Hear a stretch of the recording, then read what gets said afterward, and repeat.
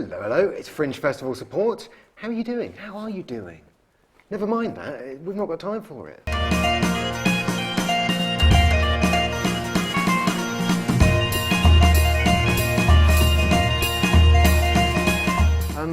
We've got Alice with us, hello. Hello there, hi. You're here to tell us all about your initiative. Yes. Which I joined when I saw it because I think it's a super idea and you're going to tell us about it. Yes, so Staging Change is a network of theatre makers, venues, organisations who are all working together to improve the environmental sustainability of theatre and performance. So it developed from last year. We had a Sustainable Fringe campaign, which was very kind of simple. We challenged other performers to commit to 3 challenges on Twitter. One was about paper waste, one was about material waste, and one was about plastic waste. And from that, I really felt there was an opportunity to develop a network of people who are interested in tackling these complex issues, which are often so confusing. There isn't always a clear answer, especially when you have a very small budget. So talking together, getting venues involved too, seeing how they can support the performers and working together to try and actually build up a bigger voice, so then you can go to larger organisations and ask them to make changes, the changes that we want to see. So that's what we're doing, and then we're back this year with our second Sustainable Fringe campaign, which is a lot bigger this year. We've had events, we've had sustainabilities, where anyone can come and have a cup of tea every Friday morning at a different Fringe venue and just chat about how it's going. And we have socials, and we also have awards, lots of stuff going on. How many of the venues are involved? So we currently have Pleasance, Summerhall, Underbelly, Greenside and Zoo, and we're hoping that it will get bigger next year. A lot of venues have also shown interest, and so we hope over the coming year we can get them on board. And then from that, it's about how we can start putting campaigns in place that are championed by the venues themselves. This year we have had a flyering campaign where we've asked people to put on our graphics, our Take a Photo and Recycle Me graphics onto their posters and print fewer flyers. So they're encouraging Fringe goers to take photos of their flyers instead of taking the actual copies. Yeah. Using recycled paper that can actually be, that is also recyclable, because there's a difference if you have glossy paper, things like that. That's one simple thing that people can do to make a difference, and luckily we've had some venues really sharing this and also hosting us in our events as well. It's quite difficult because some of the venues, like, you have to produce flyers and posters for them, and they take a small, they need a small allocation each. But then it costs so little. Once you've got, like, it's like 2,000 flyers will cost you, £50, but for £60 you get like 5,000 flyers. So a lot of people will just go, wow, that seems like crazy value, I'll definitely do that. But without thinking about the knock-on effect. We are also very aware that flyers do still have a role to play for a lot of shows. For some shows it can be the difference between having a full audience and not. And I also recently read a fact sheet from Julie's Bicycle, who they work on sustainability in the arts in England. And it was saying that, we so often, because flyers and posters are so visible, you can see the amount of waste it produces. But if you have a piece of print that is being used really well, that isn't just going to be chucked away immediately, that you're engaging people with, it can have a lower environmental impact in terms of carbon emissions than just a random tweets. So it's hard. It's another complex issue where it's hard to imagine the carbon footprint that what your Twitter account or your website might have. So what we want to do is encourage people to use flyers in a really effective way, where maybe they only do print one or they print 100, and then they encourage people to take photos of them instead. Yeah, and you try not to hand them out. I mean, I've been saving the environment for years just by A, I hate giving flyers out, but B, like, we will have like quite a small allocation and like talk to people in the street about it with a bunch of them, but only actually give them one to take away if they're like genuinely interested or if they really need to. You can kind of get it done without having them. And I think actually going up to someone and saying, can I tell you about my show, rather than, I've seen people go around with a bunch of flyers going, flyer dump, and that sort of thing is ridiculous. No one's going to look at the show. but actually trying to engage people first. The piece of paper is just a way to get that face-to-face interaction, and that is so valuable. So there must be other ways to do it without just dishing them out, because that doesn't really work, I'd say. And I think flyers is like, climate change is such a, sustainability, it's such a big thing. People don't kind of really know where to approach it. Yes. I guess flyers are like probably the most visible thing at the Fringe. And who hasn't got to the end of the Fringe and had to throw 3,000 of something that's got their face on it in a bin? Exactly. A recyclable bin, obviously. I think that's just the thing. So we have started, last year especially, we started with a focus on waste, just because we were talking to performers. It felt like the thing you could control the most in terms of, exactly how many flyers you're printing, what, if you're getting a coffee that you have a keep cup or you won't. But really, it's those wider structural changes you need. And the biggest impacts in terms of the environment on the Fringe are things like travel, things like energy. So what we wanted to do is kind of build this network of people who are interested, who maybe don't know the best way to make a difference.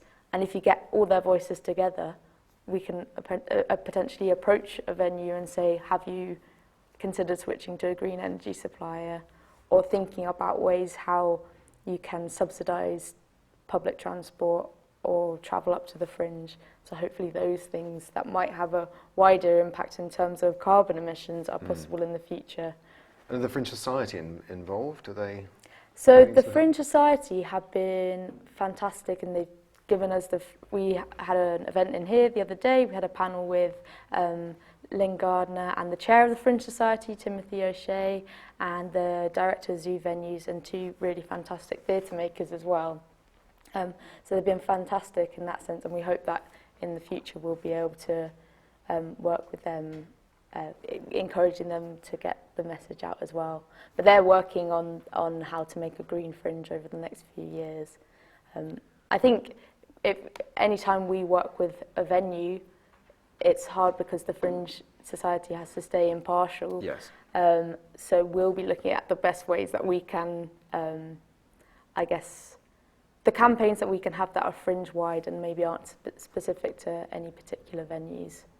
So is travel one of the biggest things? Yeah, and the thing that's hard about it is it's an international festival, and you have that trade-off between a lot of people coming from abroad and in the UK who are having this cultural exchange of ideas. But yeah, it's one of those trade-offs, but we can look at the places where you can cut emissions, and that is flights within the UK, trying to find ways to encourage people to take public transport, and telling stories about people who have taken the train. And people might not know that when you fly here, you fly outside of the city and you have to get public transport in anyway, and then it can add to the hours it takes. I suppose it depends where you're staying. It's a shame that the tram is sort of not really connected to to most of the sort of Fringe hub. Yes. It's sort of on the other side of literally on the other side of the tracks, on the other side of the station. And it goes to the airport where you can get a plane. Yeah. So what are some of the other ways people can help? I know that you're talking about like sharing of furniture or disposing of like set items at the end of the Fringe. So at Fringe Central there is a swap shop organised by the Fringe Society and Fringe Central where anyone can come and drop off their props that they don't want to take home and swap them. I'd encourage anyone to think about it beforehand and think, how can I use this in a future show? Because I think it should be a last resort to kind of leave them here. And I think we are interested in exploring in the future how performers can leave no trace when they go, because I know that there's a lot of posters that stay up for a while. A lot of acts come to Edinburgh and leave without a trace. Yeah. I guarantee it. Hopefully it won't be yours. Your show's going to be great. So where can people find all of this information and get in touch with you? Yeah, so we are on Twitter, Instagram, Facebook, at Staging Change. We're www.stagingchange.com, where people can join our network as well. we really want people to come to us with ideas or even problems, how they're finding the Fringe in terms of sustainability, what they'd like to see that's different, if they would like to lead something but just need the support around them, or if they need someone to lead a campaign or start a campaign. We're really open to anyone's ideas and the problems they're facing to try and get a better sense of what the overall experience is at the Fringe in terms of sustainability.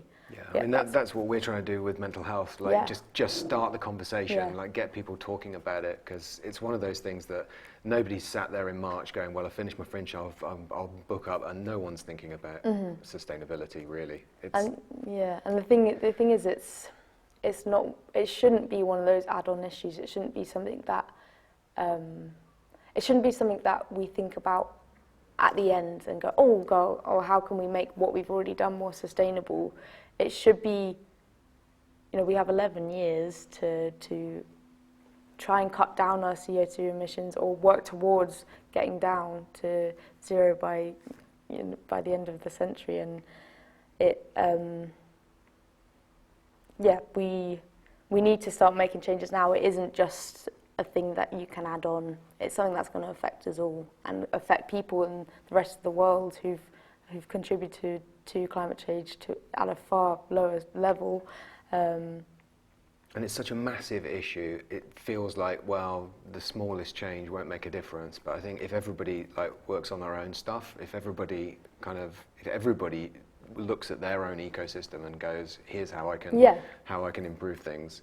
And you can feel so small, and I think that's why I wanted to start the network, was because in the first year at the Fringe that I came here, 3 years ago, I was feeling, I don't know if the actions I'm doing, if anyone else is doing them. I don't know what the organisations who have more influence on the Fringe, I don't know what they're doing. So it's a balance between doing your own individual action, which is so important, and trying not to feel small in that, and actually taking a lot of pride in, this is what I'm doing, and celebrating what you're doing, and a balance between looking to what people above you are doing, looking at what the power structures are doing, and holding them accountable.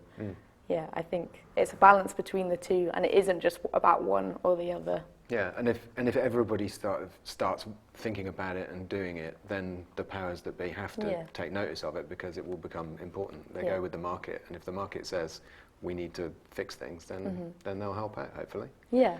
So the network's growing at an exponential rate. Yes. You've got lots and lots of people, and I hope it continues to grow.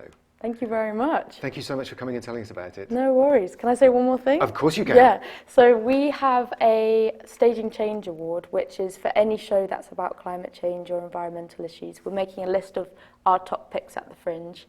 And the winner, our top pick, will get a guaranteed slot at Vault Festival 2020 in London.